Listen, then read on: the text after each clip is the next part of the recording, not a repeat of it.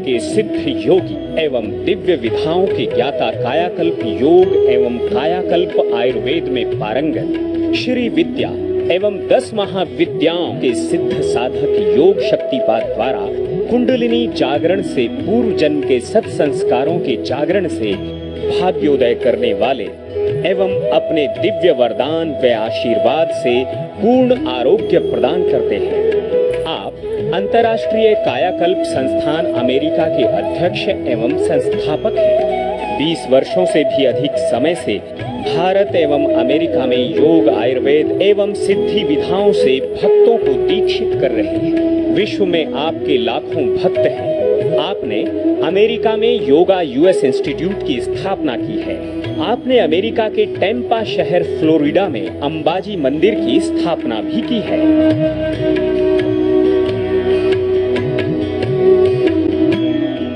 नमस्कार, मैं हूं शालिनी सिंह और आप सभी दर्शकों का हार्दिक स्वागत करती हूं। लेकर उपस्थित हुई हूं आप सभी के लिए हमारा ये बेहद खास कार्यक्रम महर्षि ओम यूएसए कायाकल्प योग। दर्शकों, योग कहा जाता है कि इसकी उत्पत्ति भारत से हुई है। भारत के इस पृथ्वी पटल को योगियों की, ऋषि मुनियों की स्थली कहा जाता है और विश्व में हम इसी नाम से प्रचलित भी हैं। लेकिन वो योग जो आज आपके और हमारे बीच कई बार चर्चा का विषय बन चुका है और यहाँ तक कि हमने स्वयं देखा कुछ महीने पहले इस योग को पूरे विश्व ने माना और एक स्तर पर आकर योगा भी किया। आखिर ये योगा है क्या? ये योग क्या वाकई में दो लोगों को जोड़ती है? क्या प्रभु से, ईश्वर से हमें जोड़ने की क्रिया का नाम योग है या फिर इसकी अपनी कोई अलग परिभाषा है? आखिर योग है क्या और कैसे ये योग हमारे शरीर के बड़े से बड़े विकार को भी ठीक कर देती है? यहाँ तक कि जब कई बार डॉक्टर्स अपना हाथ खड़ा कर देते हैं, मात्र योग की मदद से हम बड़ी से बड़ी बीमारियों से भी छुटकारा पा लेते हैं। आखिर ये योग है क्या? इस पर हम जानकारी एकत्रित करेंगे और इस पर बहुत सारी जानकारी देने के लिए हमेशा की तरह आज हमारे साथ स्टूडियो में आपसे लाइव बातचीत करने के लिए जुड़ चुके हैं सिद्ध योगी महर्षि ओम यूएसए, जिनके बारे में आपको बता दूं कि भारत में ही नहीं बल्कि यूएसए में इतने बड़े बड़े शिविरों के माध्यम से अब तक बहुत बड़े जनमानस को योग के माध्यम से निरोग काया दे चुके हैं। तो चलिए आज हम गुरुदेव का स्वागत करेंगे और योग के उन खास गुरु को हम भी सीखेंगे।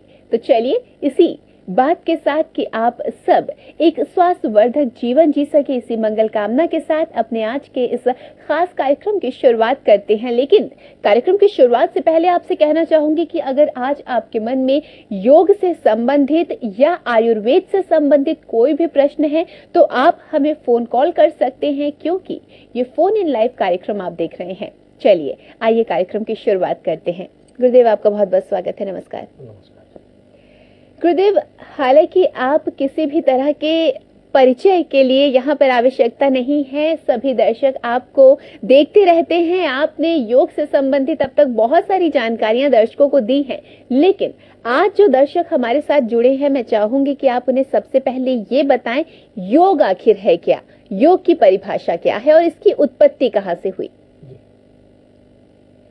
देखिए, योग के बारे में बहुत सारी परिभाषाएं हमारे प्राचीन ग्रंथों में हैं और उसमें से विशेष जो परिभाषा है वो है महर्षि पतंजलि की। महर्षि पतंजलि जी ने कहा है, अथ योग अनुशासनम। योग क्या है? अनुशासन। अनुशासन को जीवन में धारण करना। तो अनुशासन जो है अपने विचारों का, अनुशासन अपना जो चिंतन है उसको अनुशासित करना, उसका नाम है योग।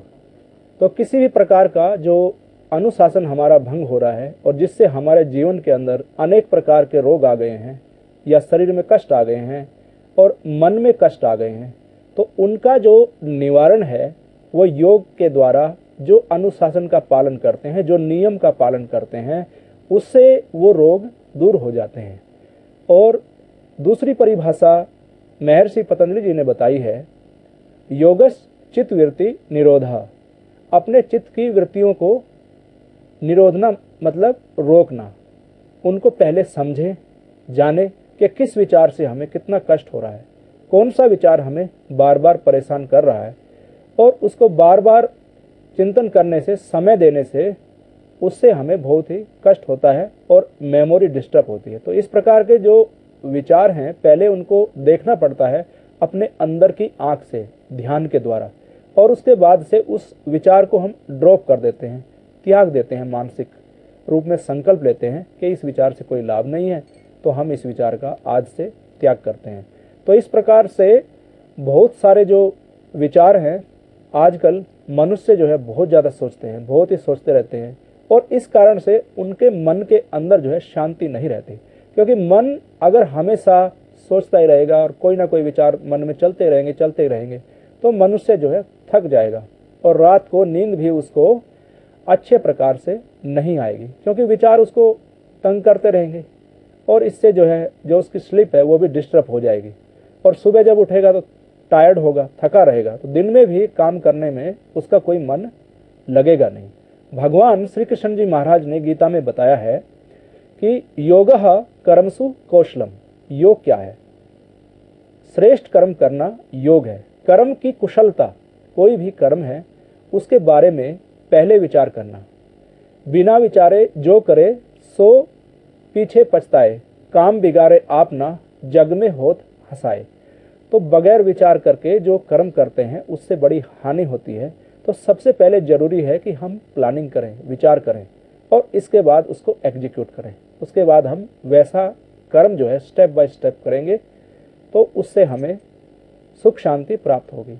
और भगवान श्री कृष्ण जी महाराज ने और भी बहुत सुंदर शब्दों में गीता में बताया है कि समत्वम योग उच्यते, बैलेंस में रहना योग है, समता में रहना योग है, विषमता में रहना जो है योग नहीं है। तो हम अपने जीवन के अंदर समता का भाव लाएं, एक ऐसा सच्चा प्रेम पैदा करें, घृणा का भाव जो अपने अंदर है उसका त्याग करें, और हिंसा का जो भाव है उसको त्याग करें। निर्वैर समाधि, जब हमारे अंदर से बैर खत्म हो जाता है, पूरी तरह से बैर नष्ट हो जाता है, तो हम समाधि में जा सकते हैं, और जब समाधि में जाते हैं तो हमें समाधान मिलता है, अंदर से समाधान आता है, और अपने अंदर से ही सॉल्यूशन प्राप्त होता है। ऐसा डिवाइन सॉल्यूशन आता है कि कोई भी हमारी प्रॉब्लम हो उसके बारे में सब मार्गदर्शन अंतरात्मा से हमें प्राप्त होता है, और अंतरात्मा के अंदर विराजमान प्रभु बड़े दयालु हैं। हम अपने अंदर जो है समता को धारण करें, हिंसा का जो भाव है उसका त्याग कर दें, अहिंसा का भाव रखें, तो देखिए प्रभु की कितनी कृपा आपके ऊपर होती है। जी जी बिल्कुल। और प्रभु की कृपा की जब बात आ जाती है, जिस तरह से अभी यहाँ पर गुरुजी ने श्री कृष्ण का जिक्र किया, यहाँ पर मुझे एक क्रिया याद आ रही है, क्योंकि आपने श्री कृष्ण का नाम लिया तो उससे मुझे सुदर्शन क्रिया याद आ गई। मैंने सुदर्शन क्रिया के बारे में गुरुजी बहुत सुना है। सुदर्शन क्रिया आखिर है क्या, और क्रिया की कैसे जाती है, इससे लाभ क्या क्या मिलता है, कौन इसे कर सकता है? चाहूंगी कि आज आप मुझे सुदर्शन क्रिया से जुड़ी हुई तमाम जानकारियां दें। जी देखिए, शास्त्र में, गीता में जो प्राणायाम बताया गया है भगवान श्री कृष्ण जी ने, कैसे हमें वो प्राणायाम करना है, तो वो जो क्रिया है प्राण की, और अपने मन को हमें कैसे स्थिर करना है, वो जो पूरी क्रिया है उसी का नाम सुदर्शन क्रिया के नाम से जाना जाता है। वैसे अपने अपने लेवल पे बहुत सारे लोग अलग अलग नेम ब्रांड रख के योग सिखा रहे हैं, पर सच्चाई में सुदर्शन क्रिया है क्या, जो भगवान श्री कृष्ण जी के द्वारा आई है, तो उसके बारे में मैं बता रहा हूँ। तो इसमें जो हमारा श्वास है, तो सूक्ष्म रूप में हमारा श्वास चलता रहता है। तो जैसे हम श्वास अंदर लेते हैं, इसको बोलते हैं हम प्राण। तो अंदर श्वास चला गया और हमारी नाभि के अंदर आ गया,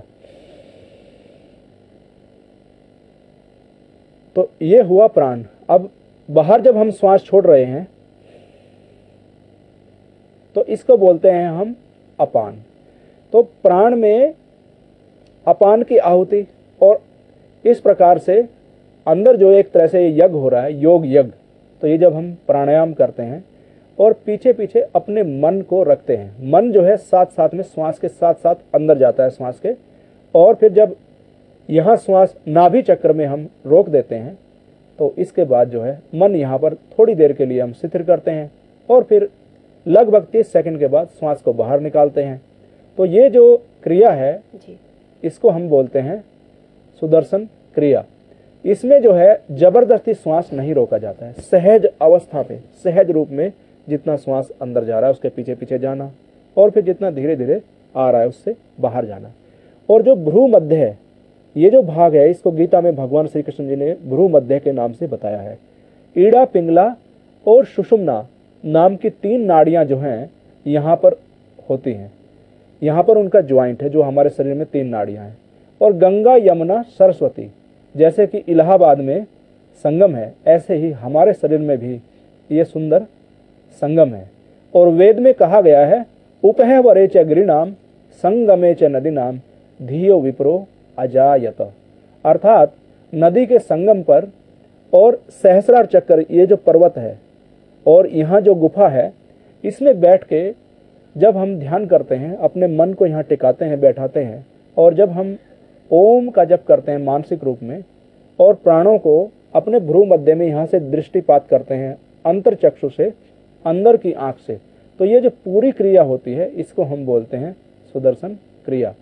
अब ये क्रिया जो है कैसे करनी चाहिए, तो इसमें भगवान श्री कृष्ण जी ने कहा है कि सिरो गिरवा, जो हमारा सिर है और गिरवा है, और जो ये शरीर है, धार्यन अचलम स्थिर, मतलब अचल होना चाहिए, स्थिर होना चाहिए, चंचल नहीं होना चाहिए शरीर में।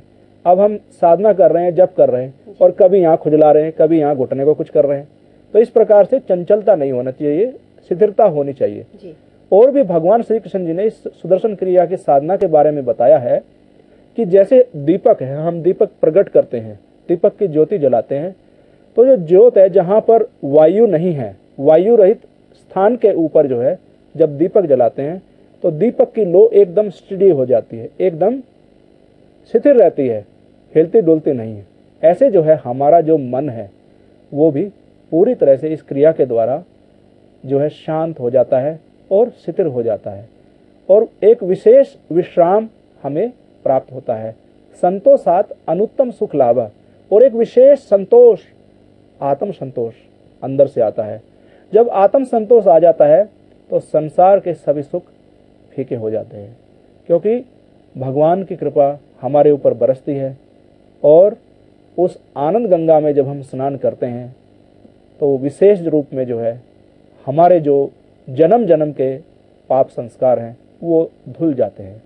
बाहर जो गंगा है उसमें स्नान करने से हमें शीतलता प्राप्त होती है और शरीर का जो मैल है वो धुलता है।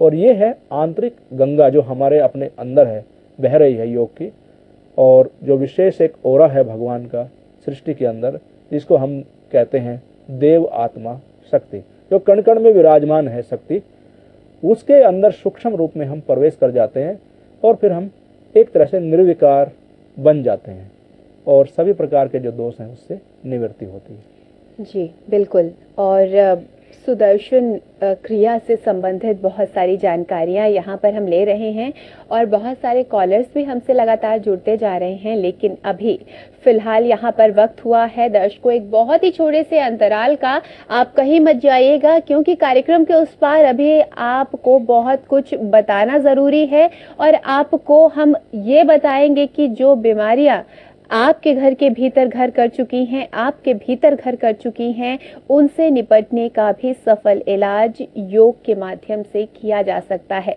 ऐसी बहुत सारी बीमारियां हैं जिनसे आज हर व्यक्ति को जूझना पड़ रहा है। उन बीमारियों से आखिर आपको कैसे निजात मिल सकती है, ये हम आपको बताएंगे अपने इस खास कार्यक्रम में।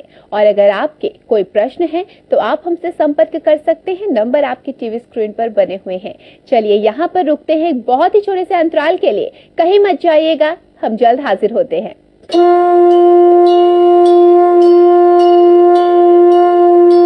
हिमालय के सिद्ध योगी एवं दिव्य विधाओं के ज्ञाता कायाकल्प योग एवं कायाकल्प आयुर्वेद में पारंगत श्री विद्या एवं 10 महाविद्याओं के सिद्ध साधक योग शक्तिपात द्वारा कुंडलिनी जागरण से पूर्व जन्म के सत्संस्कारों के जागरण से भाग्योदय करने वाले एवं अपने दिव्य वरदान व आशीर्वाद से पूर्ण आरोग्य प्रदान करते हैं। आप अंतर्राष्ट्रीय कायाकल्प संस्थान अमेरिका के अध्यक्ष एवं संस्थापक हैं। 20 वर्षों से भी अधिक समय से भारत एवं अमेरिका में योग, आयुर्वेद एवं सिद्धि विधाओं से भक्तों को दीक्षित कर रहे हैं। विश्व में आपके लाखों भक्त हैं। आपने अमेरिका में योगा यूएस इंस्टीट्यूट की स्थापना की है।